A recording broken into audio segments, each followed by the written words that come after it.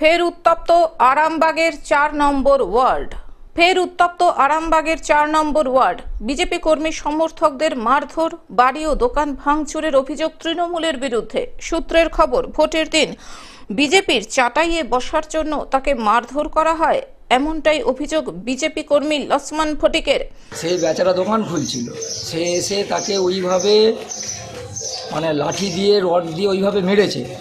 তার দোকান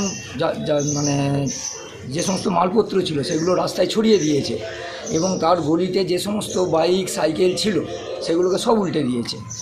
এবং আপনি ছেলেটাকে দেখলে বুঝতে পারবেন, দাঁতের মাড়ি দিয়ে 6টা টিচ হয়েছে। এবং পাশাপাশি যেসব দোকানদার আছে তাদেরও অত্যাচার করা হয় বলে অভিযোগ। আমি ওখান থেকে আমার দোকানে আসি, ওনার দোকানে আসতে হতো আমার অনেক জানা ও আর ওর ভাই দুজন মিলে আমাকে মারধর করছে। কারা তারা?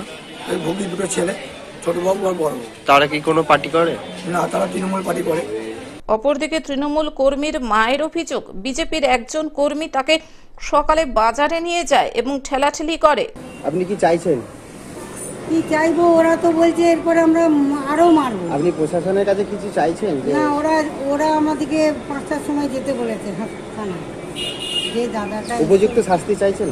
হ্যাঁ, আমার তো দরকার।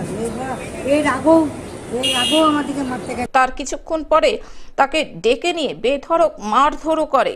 4 নম্বর ওয়ার্ডের কর্মী যারা আছে তাদের বেশ কিছু জন, আমি ঠিক নাম জানি না কারা, তাকে মারতে মারতে একেবারেই বাজারের মাঝ পর্যন্ত এনেছে। ওই ছেলেটির আমি জানিয়ে রাখি 2বার অলরেডি স্ট্রোক হয়ে গেছে, বয়স যদিও ছোট, আমি শুনলাম একটু আগেই।